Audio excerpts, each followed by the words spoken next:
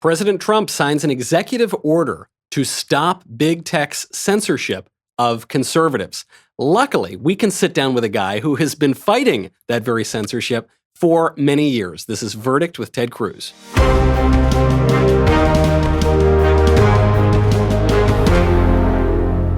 Welcome back to Verdict with Ted Cruz. I'm Michael Knowles, and the guy who's been fighting this for many years, coincidentally, is Ted Cruz himself. Senator, nice to see you, even though we still have to do this virtually, digitally, and hopefully without any censorship. Well, let's hope so, but we'll see if big tech pulls this podcast down. That's right. Senator, I think everybody knows that big tech has been going after conservatives. And probably for a lot of people listening to this right now, they themselves have felt this kind of thing. If their account has been suspended for sharing a conservative view, I mean, I think, frankly, it's probably happened to all of us at this point. So we know that there's a problem, but there's been some debate over how you solve the problem. Do you pass some new regulation? Do you break them up like they're a monopoly with antitrust laws? Or do you enforce laws that are already on the books? You focused in on something called Section 230 of the Communications Decency Act of 1996. The president focused in on that as well in his executive order. Can you tell us what that is and how the argument applies to big tech censorship? Well, sure. And in answer to your question about what you do, you listed several options. My answers are yes, yes, and yes. Let's start with 230. What is 230? So 1996, Congress passes a law called the Communications Decency Act. It was actually mainly focused at trying to regulate internet porn, but it included a portion in it, Section 230, that gave a special immunity from liability for big tech companies. And here was the reasoning at the time. Remember, this is early. This was right when the internet is starting. In fact, one thing, Michael, you and I have talked about, I was clerking at the U.S. Supreme Court in 1996, 1997, when one of the first challenges to congressional regulation came up. And I told a story in the book I wrote a few years ago about sitting with a Supreme Court librarian, with my boss, Chief Justice William Rehnquist, and with Sandra Day O'Connor. And the librarian pulled up hardcore porn to show the justices. And all the law clerks are there. And look, Justice O'Connor was in her 70s. And I still remember when they pulled up porn on the screen, Justice O'Connor just went, "Oh my." And we're all sitting there like the law clerks are in our 20s and we're looking at our shoes feeling really, really awkward. And even more awkward is the fact that when they were law students at Stanford, Rehnquist and O'Connor were same class. They actually dated for a while. He was number one in the class. She was number three. So picture this, Michael, 40 years from now, you're 70, 80 years old, and you're standing in a room with an ex-girlfriend from 40, 50 years ago watching porn. Imagine how awkward it was for the two of them. Senator, I know the librarians were... I know you've had a lot of strange experiences in politics. I just think I have to stop here for a moment to say that the strangest one I've ever heard from you is watching hardcore porn with Justice Sandra Day O'Connor and her ex-boyfriend, William Rehnquist. I think that one is absolutely the top of the list. It was surreal, and I can still hear the "oh my" like echoing 20 plus years later. But this was right at the beginning of the internet. So you got to understand, justices didn't know what the internet was. This was librarians saying, okay, this is this internet thing. You type in things. I still remember, in fact, they turned off the filters. And to get to porn, they typed in the word cantaloupe, misspelled. And cantaloupe, I use your imagination, but I guess it pulled up porn. And the librarians were trying to show them, okay, look, people can stumble into this accidentally all the time. Part of that bill, so it was Section 230, was designed, you had these little internet startups, and the idea was, listen, it's not fair to sue a tech company for something somebody posts on there, because this is a forum, this is a public square. And so if somebody posts something and you sue the internet company, you could drive them out of business. And it's not the tech company that's speaking, it's whoever the users are. Yeah. So if you post something, the users should be liable, but not the forums. And the predicate for this is the policy predicate.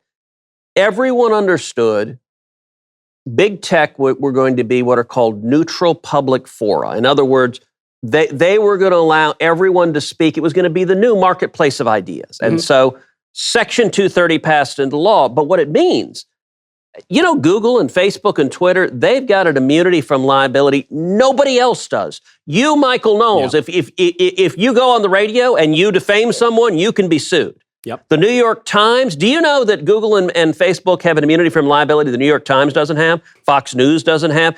Everyone else, every American citizen, every American company, it is only big tech that gets this special immunity from liability. So, Senator, this is the distinction we've heard about a little bit, which is the platform versus the publisher, right? If you're a neutral platform, you get these protections. But if you're a publisher, like the New York Times or the Daily Wire or Fox News or whatever, then you don't get those protections. And the reason for it, of course, is if you could sue Twitter for every defamatory tweet that has ever been tweeted, Twitter would go out of business in approximately 5 nanoseconds. That could well be true. But, the interesting thing, let's suppose I wrote an op-ed that said, with apologies, that Michael Knowles has carnal relations with barnyard animals. This is a very graphic show today. And the New York Times published it. And let's assume, and I'm willing to assume for the sake of the podcast, that is a totally false statement. Thank you. And that I have no basis, that I am willfully being reckless, making it up.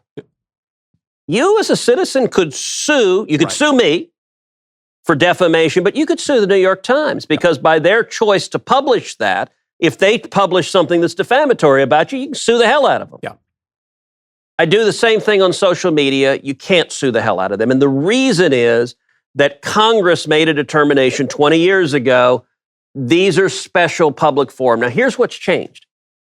Big tech has decided, and they've decided it only in the last couple of years, they don't want to be neutral anymore. Yeah. They want to be political players. They want to editorialize. They want to silence voices they don't like. And so they're deliberately amplifying lefty voices and silencing conservative voices. And it's, okay, fine. If they want to do that, fine. But one of the obvious steps is you don't get a special immunity from liability that nobody else gets. We're not going to treat you differently because if you're going to behave like the New York Times, you should face the same legal risks the New York Times faces. That makes sense. We've heard from some legal scholars on the left or jurists on the left that really Section 230 shouldn't be applied this way. It's not about political stances, and conservatives are abusing this. But the argument you've just made, and that you've actually been making for quite some time now, is the argument that was made today by Attorney General William Barr. It's the argument that was made by President Trump. So it seems that Section 230 is the key here to the conservatives' argument to stopping this big tech censorship. Can you just go into a little bit of the political debate or maybe how the Trump administration came to adopt this idea? Look, the simplest thing I have to say about this executive order is it's about damn time. I have literally been urging this administration to do this for 3.5 years. In the last 3.5 years, look, I'm in the Senate. I'm a legislator. I can chair hearings. I've chaired hearings highlighting the rampant censorship and political bias. I can introduce legislation. I've advocated for legislation, but I'm not in the executive. It's the executive that actually has enforcement ability, that actually has prosecutors and grand juries and subpoenas and can enforce the law. So I have in the last 3 years, I have spent hours meeting with Bill Barr, the Attorney General, on this topic. I have spent hours with Jeff Rosen, the Deputy Attorney General, on this topic. I've spent hours with Macon Delrahim, the head of the Antitrust Division at the Department of Justice, on this topic. I've spent hours with Joe Simons, the head of the Federal Trade Commission, who I used to work with. I know Joe very well, on this topic. I've spent hours with the president, with the vice president, with the White House chief of staff, with the White House counsel, urging them. And here's been the problem. Everybody, it's not quite in their jurisdiction. It doesn't quite fit in the neat. So everyone says, yeah, it's a problem. They've agreed it's a problem. And by the way, Barr and Rosen especially agreed it's a real problem. But it doesn't fit neatly in anyone's sort of traditional job description. And so the president's been frustrated and pissed off about this for a long time, but nobody on his team has been willing to do anything about it. Yeah. And so I do find it kind of ironic that Twitter decided to be such jackasses. Look, my view has always been in the kind of hierarchy of big tech. The worst is Google and YouTube, which they own. Google, their motto used to be "Don't be evil." Now their motto is just "evil." Yeah, be evil, right? Under Google has been Twitter, and then under that is Facebook. Look, Facebook's pretty bad too, but there's tiny moments where they're trying. Yep. I think Jack Dorsey at Twitter decided, you know what? I'm tired of Google being the worst player on earth. And so this whole thing was prompted because the idiots decided to fact check the president's tweet on voter fraud. And by the way, number one, they linked to CNN, which is so profoundly wrong on so many issues, it's ridiculous. But Twitter, I think, just pissed off the president, and thank God they did, because what I assume happened, and I don't know this, but I assume he blew his top and told everyone, somebody get off your ass and do something about it. And it motivated them to finally do this. I'm glad they did. I think this is an incredible threat. Big tech censorship is the biggest threat to free speech and to fair elections and democracy we got in the whole country. And to Facebook's credit, actually, Mark Zuckerberg came out today and he said, I don't think that big tech should be the arbiters of truth, basically directly contradicting Jack Dorsey at Twitter. So, I mean, that's a good move. Just what do we think the conclusion of this will be? It seems that the threat would be to get Twitter to back off, to not interfere in the presidential election, to not put their thumb on the scales of how information moves around the internet. If they don't back off, are we looking at a world in which Twitter really does lose its protections and Twitter goes down? Look, I hope so. Although, listen, I say I hope so, but I love Twitter. Twitter is a vehicle to engage in public debates, to go back and forth. Twitter as a neutral public forum actually works quite well. It's only recently that they've decided to let their crazy lefty go. And actually, Michael, I'll tell you a Zuckerberg story. Yeah. So, as you know, Zuckerberg testified in front of the Senate. A lot of us pounded it. He and I went back and forth in a very public exchange. I remember, when he was testifying. Well, last year, Zuckerberg came to D.C. and reached out to my office and asked if I'd be willing to sit down and get together. He and I had dinner together. And it was, it was kind of interesting. We thought about actually going to a restaurant, but to be honest, if Mark Zuckerberg and I sat down in a restaurant in D.C., people would lose their minds. I think they'd start running around screaming and lighting their hair on fire. Right. So we didn't do it in a restaurant. We did it at somebody's house. And it was Zuckerberg and me, and it was a couple of people on my staff, a couple of people on his staff. So it was a very small dinner. And it was like 3 hours long. And it was actually, it was a lot of fun. Listen, Zuckerberg comes across as he's a smart, geeky techie. And I'll give him some credit. Look, he's actually trying to wrestle through these issues. Yeah. But look, and to be honest, we went round and round and round on just what I was advocating was, look, how about some basic free speech? How about just let the marketplace of ideas. If you disagree with someone, let people argue. Trump tweets all sorts of things I disagree with. I don't think the answer is to let some Silicon Valley billionaires silence him. If you disagree with him, say you disagree with him. But Zuckerberg is trying. He actually, shortly after the dinner I had with him, he gave a speech. I think it was at Georgetown, maybe, it was somewhere in D.C., advocating principles of free speech. Now, look, Facebook has been bumpy on this. Yeah. But compared to Twitter and Google, they've been much, much better. And you can see them. Twitter doesn't care anymore. And by the way, YouTube? Yeah. CEO of YouTube came by my office to talk about this. And her attitude was essentially, well, I can't even say it, but it was screw it, although said more graphically than that. Yikes. It was simply, we have power and we'll use power. And you know what? She actually wanted credit because she said, well, people on the left want us to completely silence people. So we're talking about Steven Crowder, who's a friend of ours, comedian, and YouTube demonetized him. Boy, talk about an Orwellian word. We will take away all your money. If we're not censoring you, we're just taking away all your money. And the YouTube CEO wanted she wanted props because she said, well, we still allow him to post. We didn't silence him altogether. I'm like, what the hell are you talking? Okay. And she's like, well, that's what the people on the left wanted us to do. I said, listen, the calls for censorship are only coming from the crazy leftists. I'm not asking you to silence Bernie Sanders. Right. Or AOC. God knows they can prattle on forever, but let them talk. Their ideas are so bad, we'll engage with them on substance. Yep.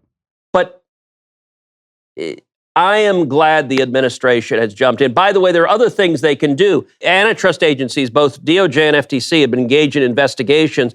These are monopolies, and they're abusing monopoly power. Something else they can do that's in the executive order that's important. It's not just Section 230, but it's deceptive trade practices. I'm really glad the order tells the Attorney General to work with the state attorneys general. I've also talked at length with the Texas Attorney General, who's leading a state lawsuits about these deceptive practices.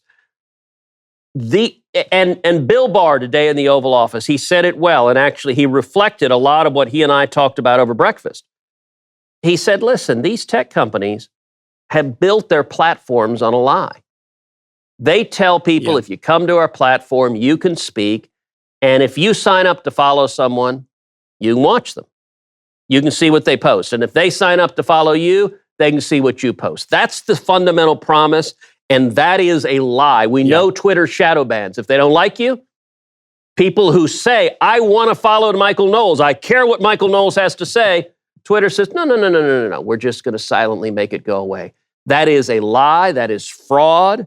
And I'm glad this executive order takes a step towards real legal liability for defrauding consumers, which is what big tech is doing. That's a big key to this whole issue, is the dishonesty, is the fraud, is the very, very possible, and it seems likely, violation of these laws. So it's very good. We'll see what happens from it. I mean, sort of the ball now is in the court of big tech. We'll see how they react to it.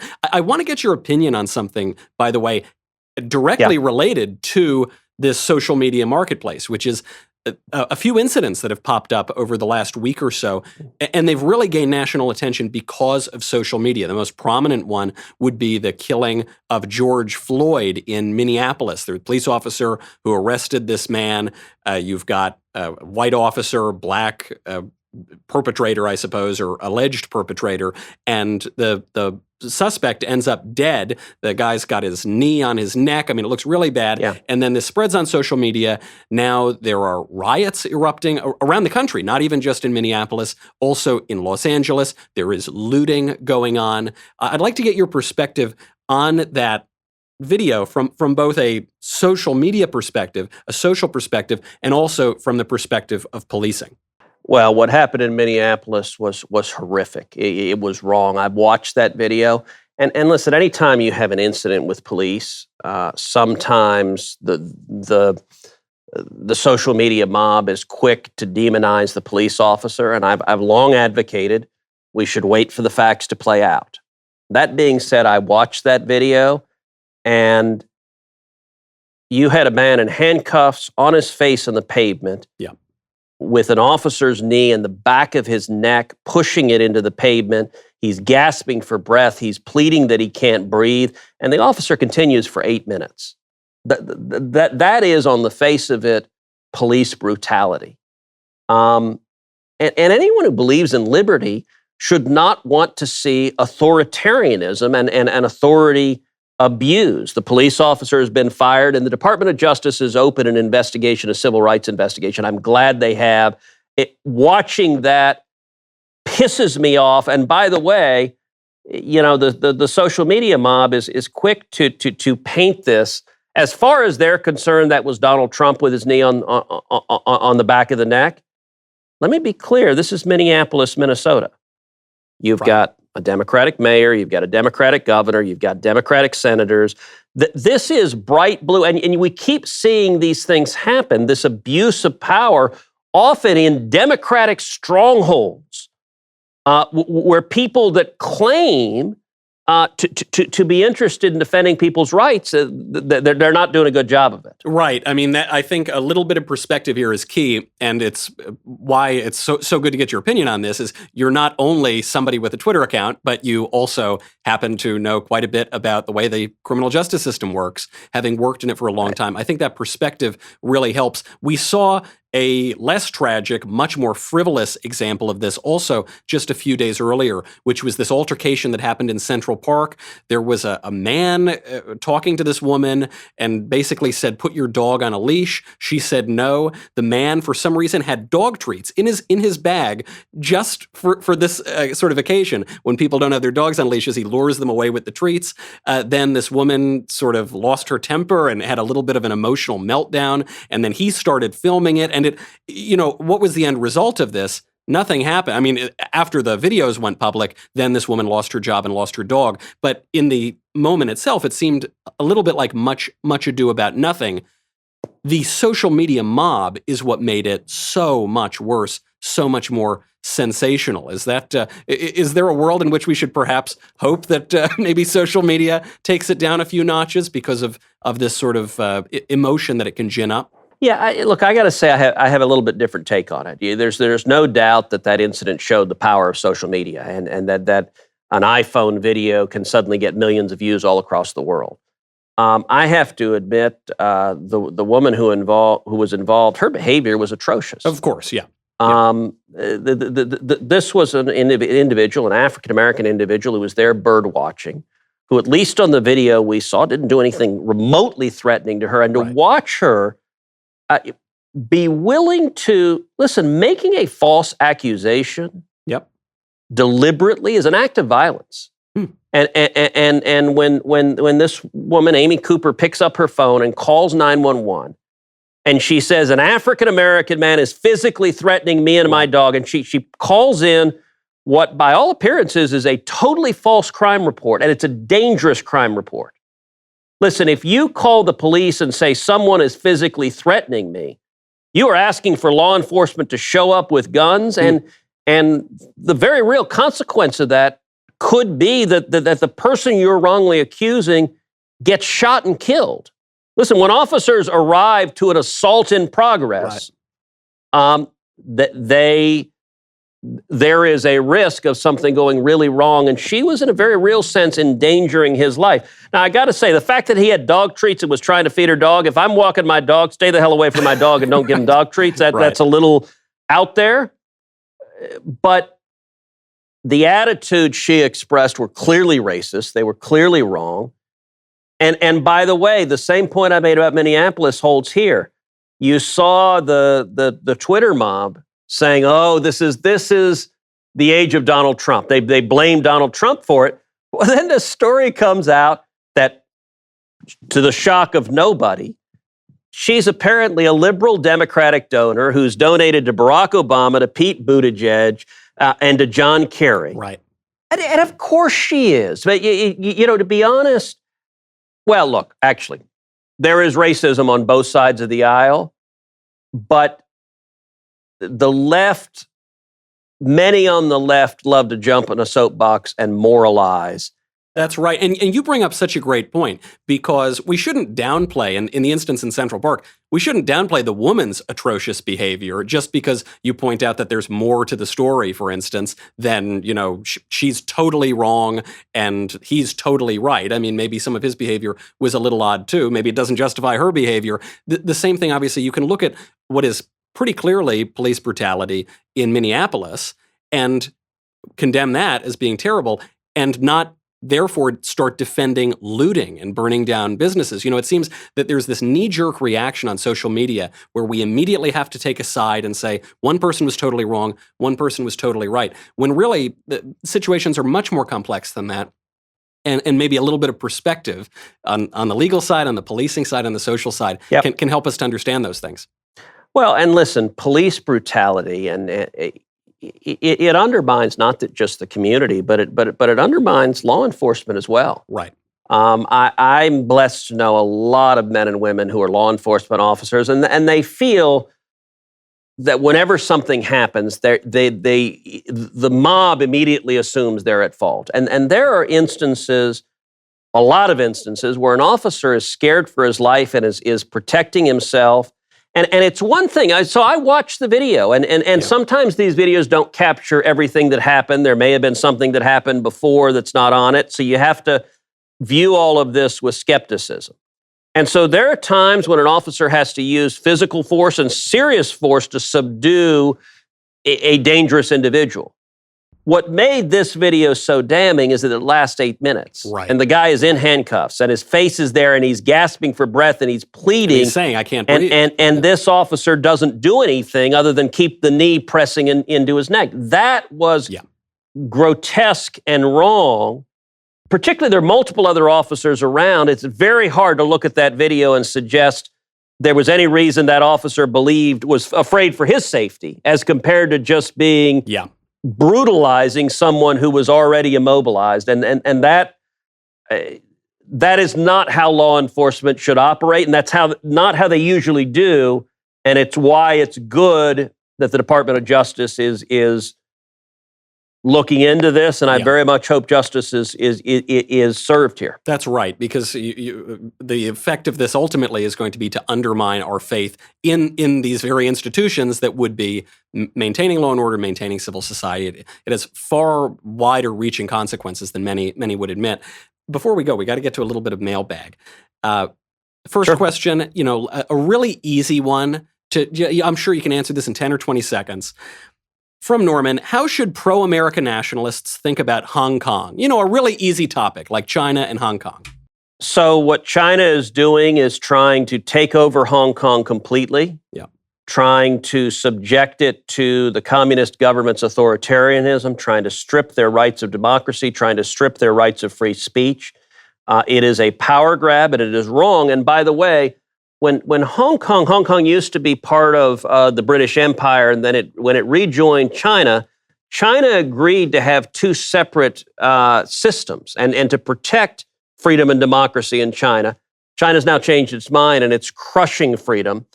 There are a lot of consequences. We just saw this week the State Department issue a report that Hong Kong is no longer autonomous from China.